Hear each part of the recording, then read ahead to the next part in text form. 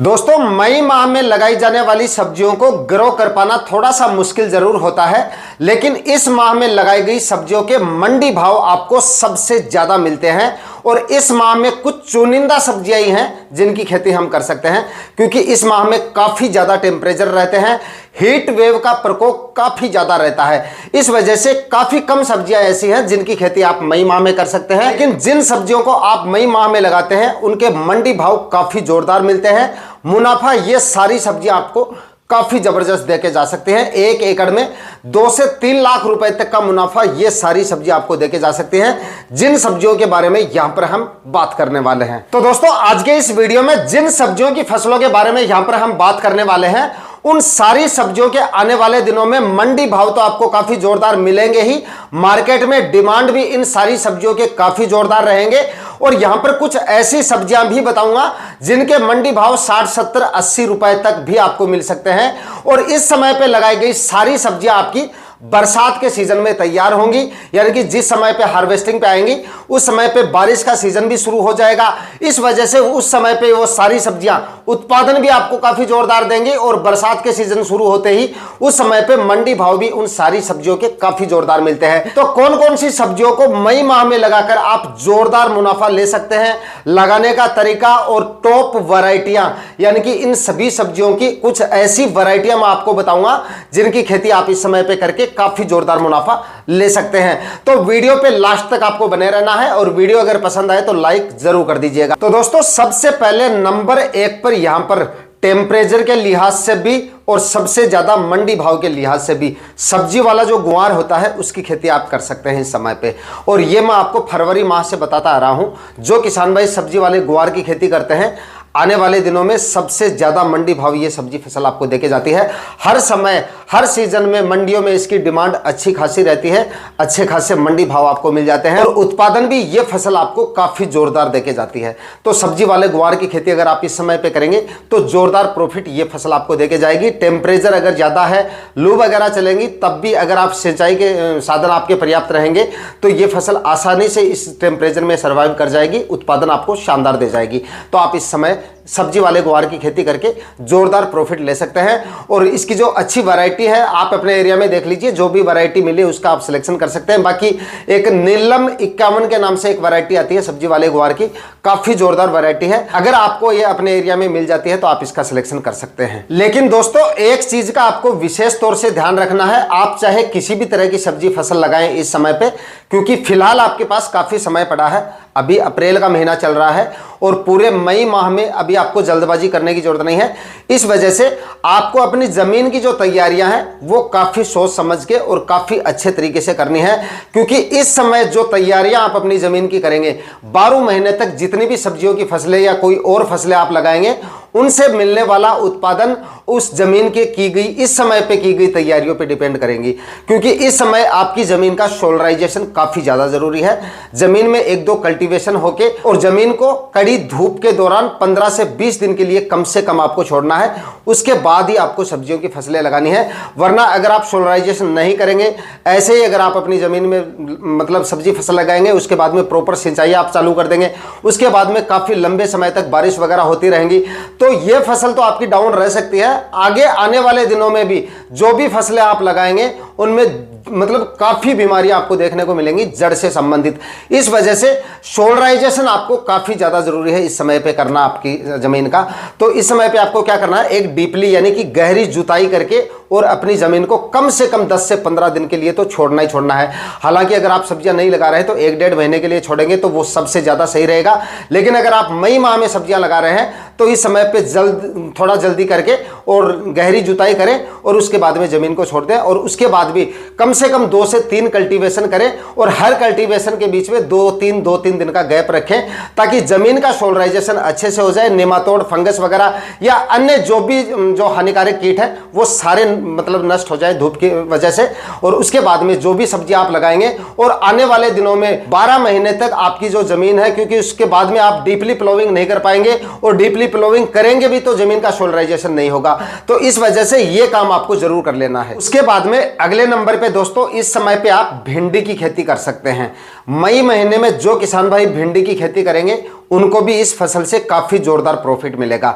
मंडी भाव काफी जोरदार मिलेंगे और उत्पादन भी काफी जोरदार मिल जाएगा। उत्पादन इसलिए मिल जाएगा क्योंकि मई में आप इसको लगाएंगे तो जिस समय आपकी भिंडी हार्वेस्टिंग पे आएगी उस समय तक मानसून शुरू हो चुका होगा, टेम्परेचर काफ़ी ज़्यादा यानी कि हीट वेव जो है वो बंद हो जाएगी और उस समय पे बरसात के सीजन में इसका जो उत्पादन है वो भी काफ़ी ज़ोरदार मिलता है। ग्रो मतलब ये ठीक तरह से होनी शुरू हो जाती है, तो फल फूल ठीक से मिलेंगे, उत्पादन ठीक से मिलेगा। और मंडी भाव की बात करें तो एवरेज मंडी भाव जो होते हैं भिंडी के हर समय पे अच्छे खासे बने रहते हैं, 20-25 रुपए के कम से कम इसके मंडी भाव रहते हैं। तो आप चाहे भले इसको किसी भी सीजन में लगा लीजिए, जोरदार मंडी भाव आपको देके जाती है। तो मई में अगर आप इसको लगाएंगे तो मई में लगाने पर जिस समय पे आपकी भिंडी हार्वेस्टिंग पाएगी उस समय पे इसके मंडी भाव 40 से 50 रुपए तक आपको मिल सकते हैं, यानी कि काफी जोरदार मंडी भाव और जोरदार उत्पादन। सबसे अच्छा प्रॉफिट इस समय लगाने पर आपको भिंडी की फसल देके जा सकती है। तो मई के मध्य तक या 20-25 मई तक आप इसको लगा लीजिएगा, अच्छा प्रॉफिट ये फसल आपको दे जाएगी। दोस्तों भिंडी की अच्छी वैरायटियों की बात की जाए तो एक नंबर पे आप एडवांटा की राधिका वैरायटी आती है, इसका आप सिलेक्शन कर लेना। और उसके बाद में अगली जो वैरायटी है वो है नुमेंस की सिंघम वैरायटी, इसका भी आप सिलेक्शन कर सकते हैं। एक सीजंटा की OH 102 वैरायटी आती है, ये भी काफ़ी अच्छी और काफ़ी शानदार वैरायटी है। और एडवांटा की ही एक नाव्या वैरायटी आती है, ये भी काफ़ी जोरदार वैरायटी है। बाकी अगर आपको मिल जाती है तो नंबर 1 पर आप एडवांटा की जो राधिका वैरायटी आती है उसका सिलेक्शन करें, सबसे अच्छा प्रॉफिट और सबसे अच्छी भिंडी की क्वालिटी आपको मिल जाएगी। दोस्तों भिंडी की बुआई करने के लिए आपको किसी ऐसे प्लॉट का चुनाव करना है जहां पर जल भराव जैसी समस्याएं बिल्कुल नहीं आनी चाहिए, क्योंकि आने वाले दिनों पर भिंडी आपकी लंबे समय तक तो चलेगी ही, मानसून का सीजन भी शुरू हो जाएगा, अच्छी खासी बारिशें भी होंगी। तो अगर भिंडी के प्लॉट में जल भराव जैसी समस्या आ गई तो आपकी भिंडी की फसल पूरी खत्म हो सकती है, बर्बाद हो सकती है, चौपट हो सकती है, या काफी ज्यादा उत्पादन आपका डाउन रह सकता है, क्योंकि जड़ से संबंधित बीमारियां आपको देखने को मिलेंगी अगर जल भराव जैसी समस्या आपके प्लॉट में होंगी। तो आपको या तो किसी ऐसे प्लॉट का चुनाव करना है जहां पे जल भराव जैसी समस्या बिल्कुल नहीं होनी चाहिए। और किसी भी खेत में अगर आप भिंडी की खेती कर रहे हैं तो कम से कम 3 बार कल्टीवेशन करके जमीन को एकदम समतल बना लेना है और मिट्टी को एकदम आपको भुरभुरा बना लेना है, ताकि कभी कभार अगर जल भराव जैसी समस्या आ भी जाए तो जल्दी से आपकी भिंडी की फसल में जड़ से संबंधित बीमारी आपको देखने को ना मिले। इस तरह से करके लगभग 50 केजी आपको DAP खाद लेनी है, 25 केजी म्यूरेट ऑफ पोटाश लेना है और 25 केजी यूरिया खाद। इन सभी खादों को आखिरी कल्टीवेशन से पहले डाल के उसके बाद में आपको भिंडी की बुआई करनी है। उसके बाद देखना आप काफी जोरदार उत्पादन ये फसल आपको देके जा सकती है मई माह में लगाने पर भी। इसके बाद में दोस्तों अगले नंबर पे आप इस समय पे यानी कि मई महीने में देसी टिंडे की खेती कर लीजिए, काफी जोरदार प्रॉफिट देके जाएगा आपको इस समय पे लगाने पर। मंडी भाव इसके भी आपको काफी जोरदार मिल जाएंगे। इस समय की बात करें फिलहाल की बात करें तो इस समय मंडियों में सब्जियों की आवक काफी ज्यादा हो रही है और इस सीजन में भी इस समय पर भी काफी जोरदार मंडी भाव मिल रहे हैं देसी टिंडे के किसान भाइयों को, यानी कि लगभग मिनिमम जो है 40-50 रुपए के एवरेज मंडी भाव इस समय पे देसी टिंडा देके जा रहा है। तो मई में अगर आप लगाएंगे तो इससे कम मंडी भाव आपको नहीं मिलेंगे, 40-50 रुपए के मंडी भाव आराम से मिल जाएंगे। क्योंकि एक वीडियो में मैंने आपको पहले ही बताया था इसकी खेती जो होती है वो काफी कम होती है, काफी सीमित मात्रा में इसकी खेती होती है और काफी कम किसान भाई इसकी खेती करते हैं, इसलिए मंडियों में इसकी आवक काफी कम होती है हर समय। मई में अगर आप इसको लगाएंगे और जिस समय पे आपका देसी टिंडा हार्वेस्टिंग पे आएगा 40 से 50 रुपए के मिनिमम मंडी भाव आपको मिल जाएंगे, उत्पादन भी काफी जोरदार मिल जाएगा और तेज टेम्परेचर में भी ये फसल आसानी से ग्रो कर लेती है। तो देसी टिंडे की खेती आप इस समय पे कर लीजिए, जोरदार प्रॉफिट देके जाएगी। सड़ी हुई गोबर की खाद जरूर डालें, 2 से 3 ट्राली डाल दीजिए, ज्यादा डालने की जरूरत नहीं है 1 एकड़ में।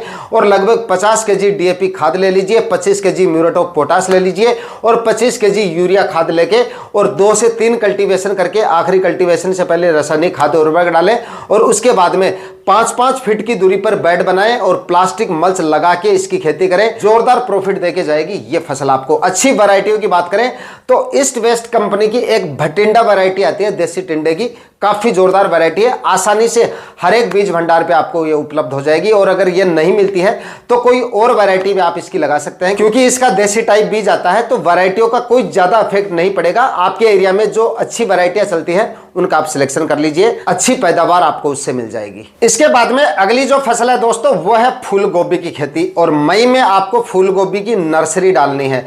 अगर आप मई में नर्सरी डालेंगे तो प्लांटेशन जिस समय पे करेंगे उस समय पे मानसून शुरू हो चुका होगा, तो प्लांटेशन में भी आपको दिक्कत नहीं आएगी। और हीट वेव जो है, यानी कि जो गर्म हवाएं चलती हैं उस समय पे लू वगैरह पड़ती हैं, टेम्परेचर काफ़ी रहते हैं, वो उतने ज़्यादा नहीं रहेंगे। तो प्लांटेशन आपका आसानी से होगा, ग्रो आसानी से हो जाएगी और नए किसान भाइयों को भी आसानी रहेगी उस समय पे प्लांटेशन करने में। और नए किसान अगर आप हैं, पहली बार नर्सरी वाली सब्जियां लगाने की सोच रहे हैं या फूल गोभी अगर आपने नहीं लगाई है, तो आप मई में लगाने की बजाय आप जून में इसकी नर्सरी डालें, क्योंकि नए किसान भाइयों के सामने नर्सरी में काफ़ी ज़्यादा दिक्कतें आती हैं। तो अगर आपके पास एक्सपीरियंस है थोड़ा बहुत सब्जियों का, तब तो आप इसकी मई में नर्सरी डाल लीजिए, और अगर नहीं है तो जून में आप इसकी नर्सरी डालें।